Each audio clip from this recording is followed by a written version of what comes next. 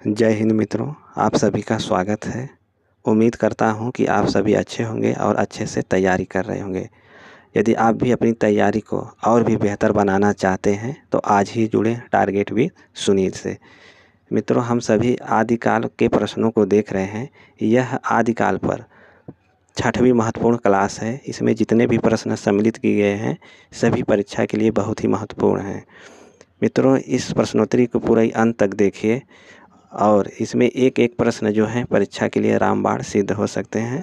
अब सेशन की शुरुआत आज के पहले प्रश्न से करते हैं। आज का पहला प्रश्न, जो जेड़ सासण भाषेयु सो मई कहु सारू के रचनाकार हैं। हेमचंद्र, देवसेन, चंद्रबरदाई, स्वयंभू।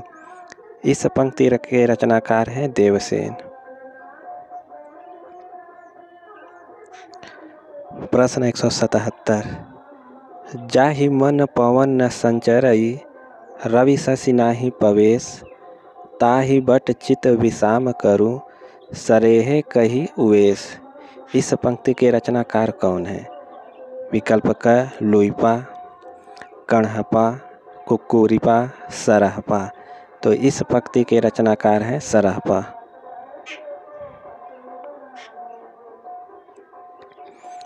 प्रश्न 178, भला हुआ जो मारिया बहड़ी म्यारा कंतु लजेजम तु वयंसी अहु जय भग्गा घरु एंतु।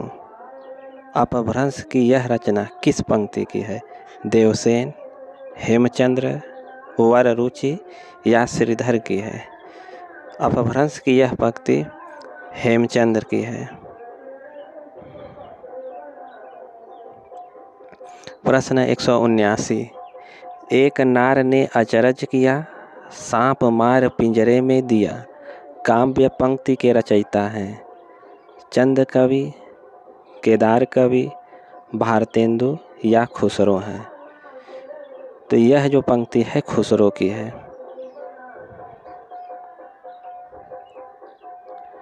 प्रश्न 180, रघुनाथ चरित हनुमंत कृत भूप भोज उदरीय जिमि पंक्ति किस ग्रंथ से ली गई है?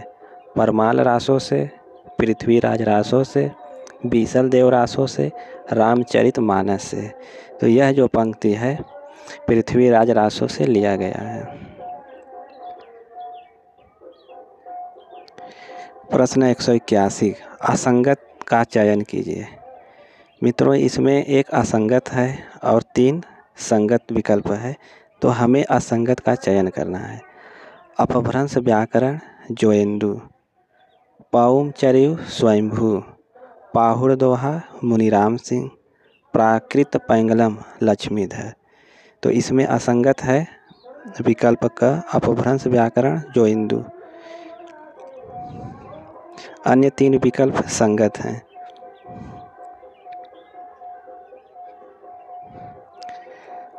प्रश्न 182, असंगत बताइए। पुष्पदंत जसहर चरयु, स्वयंभू रिठरेमि चरयु, मधुकर कवि जयचंद प्रकाश, जीन दत्त सूरी उपदेश रसायन रास। तो हमें इसमें असंगत का चयन करना है कि असंगत कौन सा है। तो इसमें असंगत है विकल्प ग, मधुकर कवि जयचंद प्रकाश।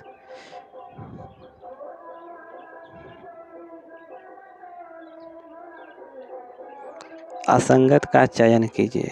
परमाल रासो जगनीक, खुमाड़ रासो दलपति विजय, संदेश रासक अब्दुल रहमान, कुमारपाल प्रतिबोध ज्योतिश्वर ठाकुर। तो इसमें असंगत है विकल्प घ, कुमारपाल प्रतिबोध ज्योतिश्वर ठाकुर। प्रश्न 184, असंगत कौन सा है? रेवंत गिरिरास विजयसेन सूरी, चर्यापद सराहपा, जयचंद प्रकाश भट्ट केदार, रणमल छंद श्रीधर। तो असंगत का चयन करना है। तो इसमें असंगत है विकल्प ख, चर्यापद सराहपा। चर्यापद के रचनाकार हैं सबरपा।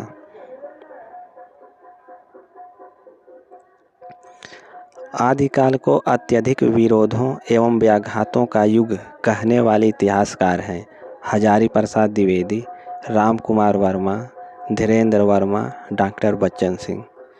तो किसने आदिकाल को अत्यधिक विरोधों एवं व्याघातों का युग कहने वाला इतिहासकार है? तो विकल्प क हजारी प्रसाद द्विवेदी हैं। पृथ्वीराज रासों के कितने संस्करण प्राप्त होते हैं? 2, 4, 5, 6। यह परीक्षा के लिए बहुत ही उपयोगी प्रश्न है। प्रश्न नंबर 186। पृथ्वीराज रासों के 4 संस्करण प्राप्त हैं। विकल्प ख सही है। प्रश्न 187। पृथ्वीराज रासों को सुख सुखी संवाद के रूप में रचित मानने वाले आलोचक हैं? हजारी प्रसाद द्विवेदी, आचार्य रामचंद्र शुक्ल, जॉर्ज ग्रियर्सन, मिश्र बंधु। तो किसने पृथ्वीराज रासों को सुख सुखी संवाद के रूप में माना है? तो हजारी प्रसाद द्विवेदी ने माना है। विकल्प क सही है। यह परीक्षा के लिए बहुत ही उपयोगी प्रश्न है।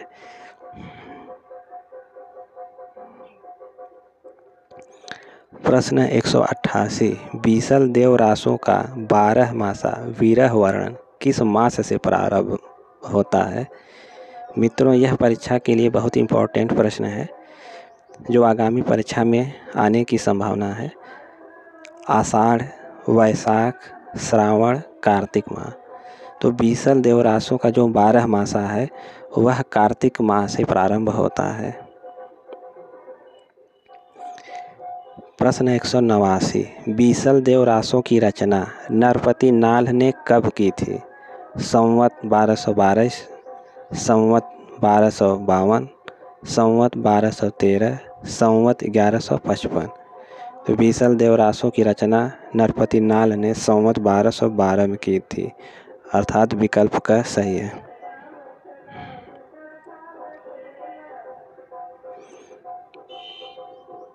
प्रश्न 190। चंदबरदाई कृत हिंदी का प्रथम महाकाव्य कौन सा है? रणमल छंद है, पृथ्वीराज रासो, पृथ्वीराज विजय या परमाल रासो। तो इसका राइट आंसर क्या होगा? इसका राइट आंसर होगा पृथ्वीराज रासो।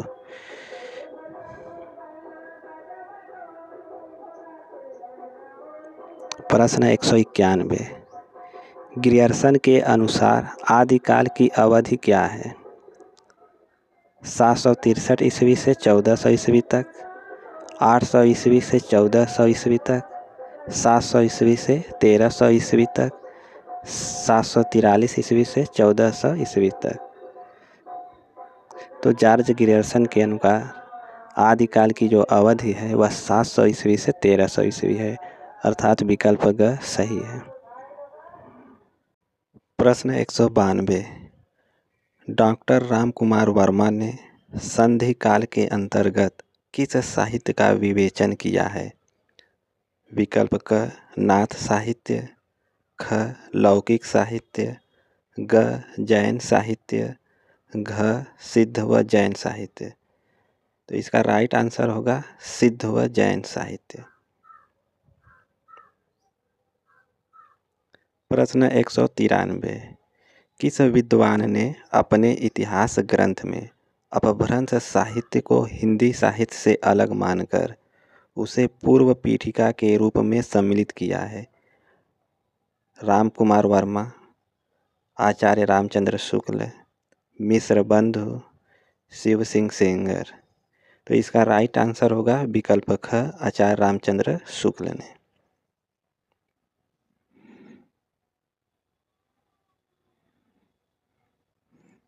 प्रश्न 194। गोरखनाथ के गुरु थे मत्स्येंद्रनाथ, आदिनाथ, जालंधर नाथ, कोई नहीं। इसका राइट आंसर क्या होगा? तो इसका राइट आंसर होगा मत्स्येंद्रनाथ। गोरखनाथ के गुरु मत्स्येंद्रनाथ थे।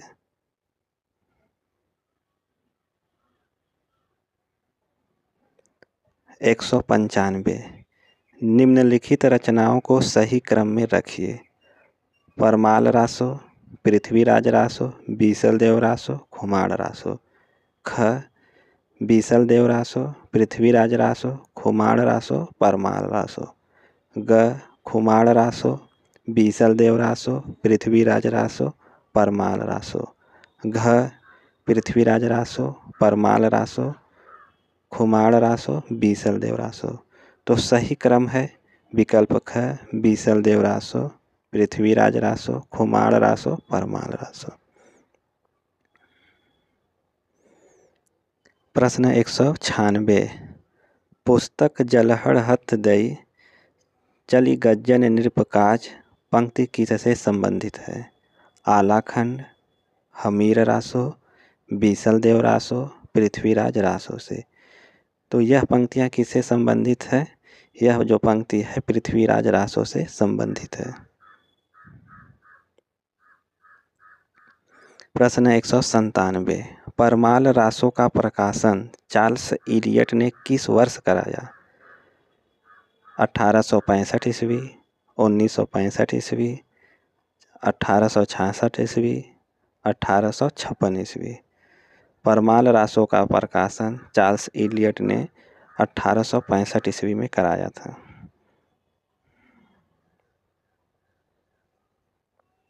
प्रश्न 198। आल्हा का गायन किया जाता है ग्रीष्म, वसंत, शीत, बरसात। मित्रों, यह परीक्षा की दृष्टि से बड़ा ही महत्वपूर्ण प्रश्न है कि आल्हा का गायन किस ऋतु में किया जाता है? तो यह बरसात ऋतु में किया जाता है।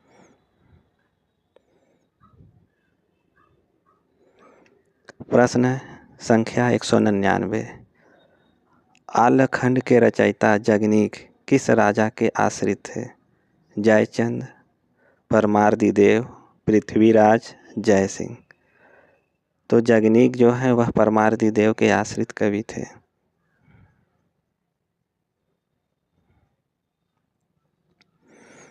प्रश्न संख्या 200। पृथ्वीराज रासो के 30,000 छंदों का अंग्रेजी में अनुवाद किस लेखक ने किया? Colonel James Tod, doctor Buhler, doctor Suniti Chatterji, Shyam Sundar Das ने। इसका राइट आंसर आप सभी दे सकते हैं। इसका राइट आंसर क्या होगा? पृथ्वीराज रासो की 30,000 छंदों का अंग्रेजी में अनुवाद कर्नल जेम्स टॉड ने किया है। विकल्प का सही है।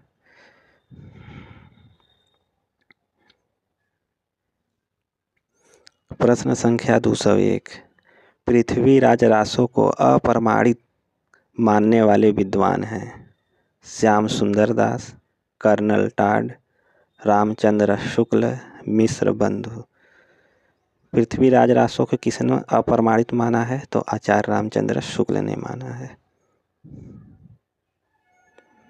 कैमास वध किस रासो ग्रंथ का प्रसंग है? पृथ्वीराज रासो, बीसल देव रासो, विजयपाल रासो या परमाल रासो। इसका राइट आंसर क्या होगा मित्रों? आप सभी कमेंट में बताएं। कैमास वध यह पृथ्वीराज रासो का प्रसंग है।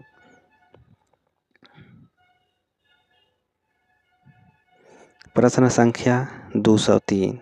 उक्ति व्यक्ति प्रकरण नामक व्याकरण ग्रंथ के रचनाकार कौन हैं? दामोदर शर्मा, गुणाढ्य, ज्योतिश्वर ठाकुर, रोड़ा कवि। इसका राइट आंसर होगा ज्योतिश्वर ठाकुर। उक्ति व्यक्ति प्रकरण के रचनाकार हैं ज्योतिश्वर ठाकुर।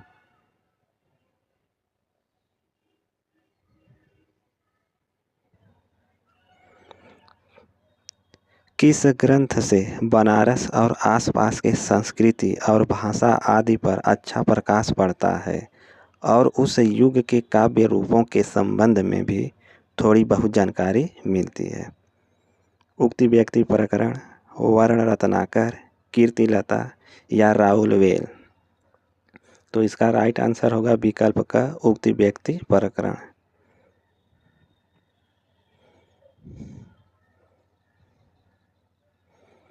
प्रश्न संख्या 205। सबसे पहले चौपाई और दोहों की परंपरा का प्रयोग किसने किया? कबीरदास, स्वयंभू, सराफा, जायसी। मित्रों, यह परीक्षा के लिए बहुत ही महत्वपूर्ण प्रश्न है। प्रश्न संख्या 205। मित्रों, जितने लोग भी चैनल से जुड़े हैं चैनल को सब्सक्राइब कर लें और शेयर करें। तो इसका राइट आंसर होगा सराफा। सबसे पहले चौपाई और दोहों की परंपरा का प्रयोग सरापा ने किया था। प्रश्न संख्या 206। डॉक्टर हजारी प्रसाद द्विवेदी ने रासो शब्द की उत्पत्ति मानी है। रास से, रसायन से, राजसूय से या रासक से। हजारी प्रसाद द्विवेदी ने रासों की उत्पत्ति रासक से मानी है, अर्थात विकल्प घ सही है। प्रश्न 207। किस रासो ग्रंथ के अध्याय या खंडों का विभाजन समय के रूप में किया जाता है? परमाल रासो, बीसल देव रासो, हमीर रासो, पृथ्वीराज रासो। तो इसका राइट आंसर होगा पृथ्वीराज रासो। पृथ्वीराज रासो के ग्रंथ अध्याय या खंडों में विभाजन समय के रूप में किया गया है।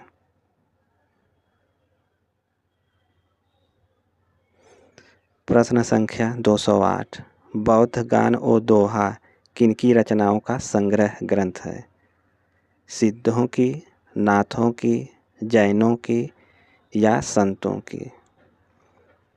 तो इसका राइट आंसर होगा सिद्धों की। बौद्ध गान ओ दोहा में सिद्धों की रचनाओं का संग्रह है।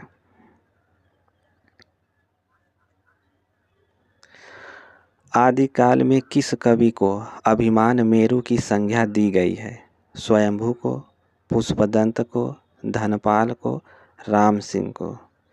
अभिमान मेरु की संज्ञा पुष्पदंत को दी गई है, विकल्प ख सही है। प्रश्न संख्या 210। असंगत कौन सा है? वर्ण रत्नाकर, ज्योतिश्वर ठाकुर, ख खालिक बरी, अमीर खुसरो, ग कर्पूर मंजरी, राजशेखर, घ राम सिंह, दंगवे पुराण। मित्रों, इसमें असंगत का चयन करना है। इसमें 3 विकल्प संगत हैं और 1 असंगत है। वर्ण रत्नाकर यह ज्योतिश्वर ठाकुर की रचना है, यह तो संगत है। खालिक बारी अमीर खुसरो की रचना है, यह भी संगत है। कर्पूर मंजरी राजशेखर की रचना है, यह भी संगत है।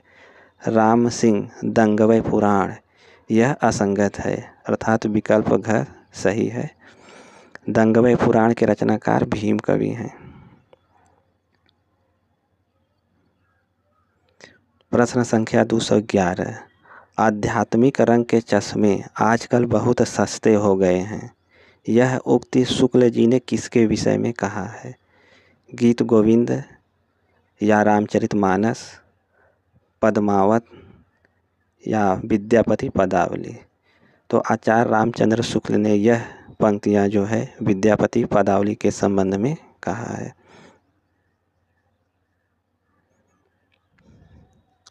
प्रश्न संख्या 212। हिंदी का प्रथम गद्य लेखक मिश्र बंधुओं ने किसे माना है? ईसा अल्लाह खां, गोरखनाथ, गंग कवि या चंदबरदाई को? तो मिश्र बंधुओं ने हिंदी का प्रथम गद्य लेखक गोरखनाथ को माना है। प्रश्न संख्या 213। गारसा दत्तासी ने रासो शब्द की उत्पत्ति किस शब्द से माना है? रसायन से, रासक से, रास से या राजसूय से? तो गारसा दत्तासी ने रासों की उत्पत्ति राजसूय से माना है। रामचंद्र शुक्ल ने हिंदी का प्रथम महाकवि किसे माना है? चंदबरदाई को, हरिऔध को, तुलसीदास को या जायसी को?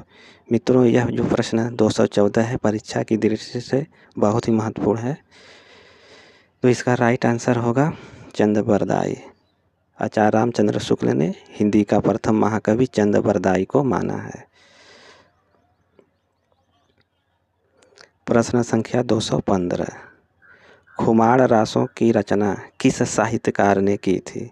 सारंगधर, दलपति विजय, नरपति नाल या नरसिंह सिंह ने? तो खुमार रासों के रचनाकार हैं दलपति विजय। मित्रों, आज की प्रश्नोत्तरी को यहीं पर समाप्त करते हैं। यह प्रश्नोत्तरी आप सभी को कैसे लगी? अगर किसी प्रश्न पर कोई डाउट हो तो आप कमेंट बॉक्स में लिख सकते हैं। जय हिंद मित्रों।